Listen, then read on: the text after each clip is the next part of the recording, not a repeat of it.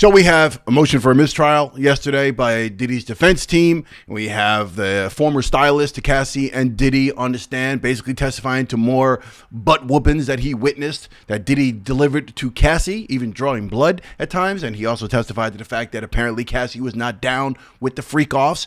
And we have some very suspect situation going on with a black Escalade at the Kid Cudi home invasion, as well as the Molotov cocktail bottle, which was a 40-ounce of OE, by the way, that was thrown into Kid Cudi's Porsche. And we have the investigation regarding that, some DNA evidence and fingerprints that mysteriously went missing. All of that was yesterday. We're going to get into it right now. Time to talk.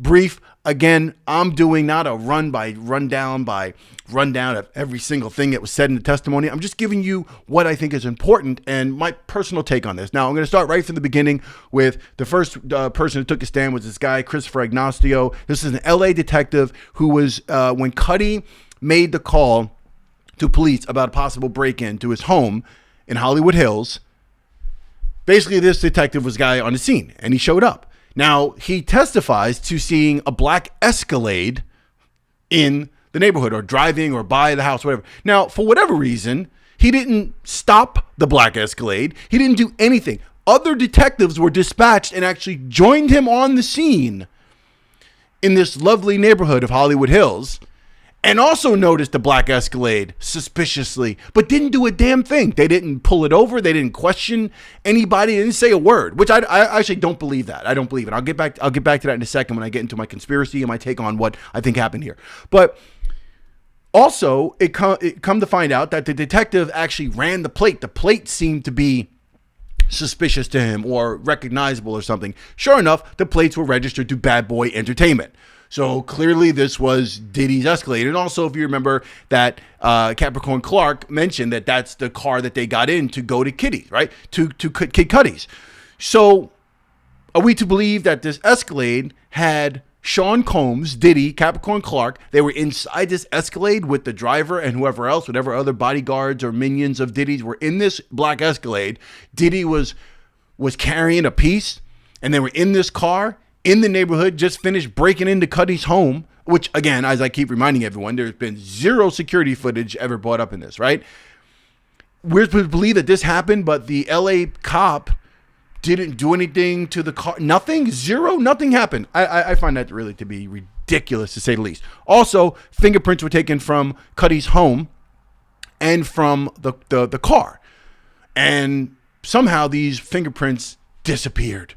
This was, I believe, in August. So January, the fingerprints were taken, whatever, and the records of the fingerprints have been destroyed or they're gone, which is not really normal. Now, the defense wanted to move for a mistrial based on this, pretty much because of the fact that, look, you are suggesting now that my client, Diddy, was responsible for like some sort of cover-up or a payoff within the LAPD, and he actually orchestrated the destruction of said fingerprints that were lifted. So he's got an inside connection, and you're claiming that he's doing that. I move for a mistrial. Judge said, no mistrial. We're going to keep going. So now you've got you got this arsonist who came in, arson expert. This is the guy, Lance Jimenez. This is the guy that was called to the Cudi home regarding the firebombing of the car. They claim they got DNA evidence off of the bottle, the 40-ounce bottle of OE. Who throws a 40-ounce bottle of OE? You know, you figure if it's going to be like a Diddy thing, you know, you'll be like a bottle of Ciroc. Like, that would have made sense, but that probably would have tied him to the crime. He probably had a Ciroc bottle ready to go, and it was like, no, don't use that. They're going to know it's me. I want them to know it's me. No, let's just use the 40-ounce. And who's drinking the 40-ounce of OE in the Escalade or whatever car whoever did this, who's drinking a 40-ounce? Anyway, so they found DNA evidence on this bottle, but it's a female DNA evidence. Nothing linking to Combs to Diddy whatsoever. And so he investigated, he talked about that. And again, we saw more photos of the actual Porsche, the damage to the car. We saw more of that. So really not much to report there. I mean, it is what it is. We can make a big deal over this, but I feel like the whole case is becoming a criminal trial based on Kid Cudi. It's either we are investigating Kid Cudi, the investigation to his alleged home break-in by Sean Combs and the firebombing of a car by Sean Combs, none of which has produced any type of real evidence whatsoever to even suggest that Diddy was even there or in the vicinity, other than the black Escalade, which implies, again, registered to Bad Boy Entertainment, which implies that Diddy was in fact in the scene and, at the scene or in the neighborhood, in the vicinity, in which also connects to the fact that LAPD or LA detectives, for some reason, decided to let that go. So there is clearly, as I alluded to yesterday, and I've mentioned times before about the possibility that Diddy has LAPD on the payroll somehow, or certain members of it at least. Somebody's looking out for him, because I just don't understand how a black Escalade is in the neighborhood when you've got a possible crime, a home invasion going on in that neighborhood. A black Escalade is there, and no one stops it, no one questions. I'm not saying they had to come out guns drawn, but several officers were on the scene with this black Escalade. It was kind of suspiciously in the neighborhood. No one thought to say, hey, just ask them if they've seen anything, pull them over, ask them where they're from, do something. That would just be normal, standard police procedure, and no one did it. So clearly, and the whole thing with the fingerprints disappearing, clearly, Diddy had some sort of inside thing going on here. It is what it is. It didn't during the actual trial. The defense was unable to actually get a mistrial based on this suggestion that was brought forth from the prosecution to put in the minds of the jury, which is really what's going on, right? They weren't able to do it, so it is what it is. We're going to keep going with the trial of Diddy over Kid Cudi's firebombing and alleged home invasion and unwrapping of Chanel bags and stuff. That's what this is. Now, I know people are trying to connect this with the RICO, right? With racketeering, this conspiracy and bribery and fraud and all these different things. That's what this is becoming, a criminal enterprise. Now, moving on to Deontay Nash, who was the more colorful part of testimony yesterday, but this guy was a former stylist for Cassie and for Diddy, and he spent a lot of time with Cassie and a lot of time with Diddy, and I'm not going to go line by line, but again, this guy essentially confirmed or has pretty much told us what we already know, that Diddy was a bastard of a man, a bitch of a man, and he beat Cassie often, and this guy was witness to it, and this guy testified to the idea that, yeah, I've seen him do this, I've seen him do that, and, he's worked with them for a while, and this is what he was witness to.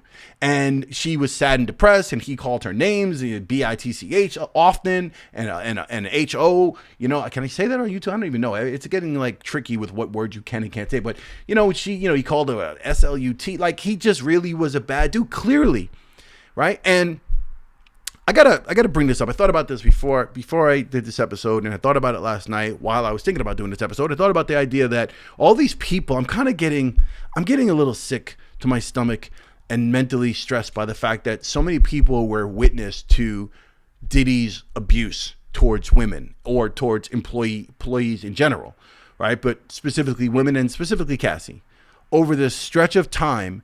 And none of these people did anything. None of these people had the stomach or they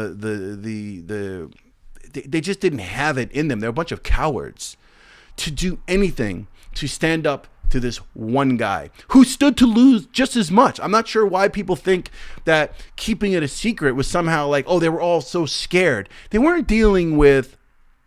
It's a little different if somehow you got involved with the mafia, the mob. It's okay, I better chill out. I don't know who I'm going against, right? But I'm sorry, you can't convince me that Diddy was so orchestrated in the criminal world that he was able to off people left and right, and people were fearing for their lives. They didn't even want to look in his direction the wrong way. This guy was fallible and could have been taken down. And the fact that he abused so many people and beat people, and you watch that happen, first of all, as a man, as a human being, to watch someone being beat, a small female being beat or smacked or punched, any of that stuff, to watch that take place and either don't step in yourself, right? Because you're a coward, right? I guess you're scared of Diddy or scared of his people or scared of losing your job, whatever it is. You chose to hang in and let that happen.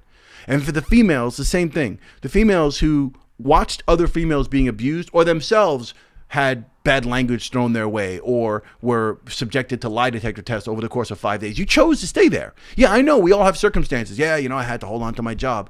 But there's a point where you draw a line. There's a moral line. There's a line of tolerance. There's something that makes you say as a human being, a person of strength and dignity and some sort of value for yourself and other people, where you say, what, it's not the money anymore. It's not the job. I'm not going to sit there and degrade myself. I'm not going to allow this to happen. But so many people have. And if we want to make the excuse that Cassie, over 10 plus years going back and forth through her own testimony and multiple men, that it's all a condition of her being brainwashed and drugged out from the time she was 19, so he had control, so she couldn't do anything. Okay, let's do that. Let's go there and say that Cassie chose she couldn't decide, right? But everyone else around who watched it happen, I don't give them a pass. I don't give them a pass. So I'm a little disturbed by it. You know. And again, this guy testified that Diddy made threats towards her parents and, violence and threats. Again, they're making the case about this. This comes down to two things for me. In conclusion,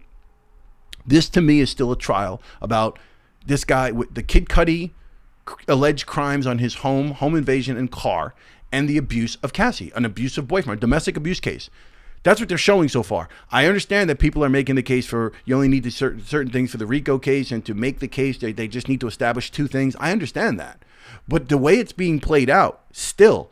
Now, I think the Capricorn Clark situation with her being dragged to this building, but being taken to this building and being given a lie detector test for 5 days, this kidnapping portion, like the element of that, along with the one riding to Kid Cudi's with the gun, these can definitely speak to kidnapping and can kind of move towards those charges. But I still feel like this whole thing, when you look at it, it's a jealous, abusive boyfriend in a toxic relationship with other people. Like he was just a control freak and an abusive guy with a bad mouth and a power trip, acting like the king.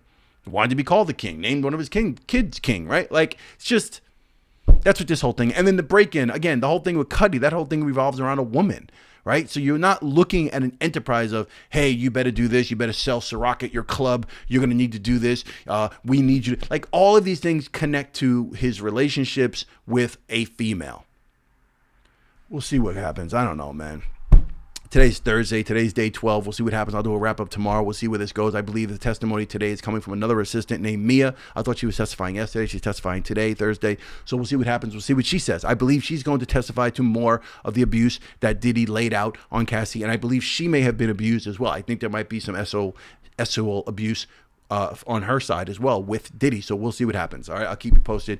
Time to Talk podcast. Subscribe if you've not subscribed for more of these hot takes on these things and the way I feel about it, whether you're concerned, I don't know. Hit like on the way out. It makes a really big difference to the algorithm and all the powers behind the scenes that make these things possible. And I'll see you on the next Time to Talk. Peace.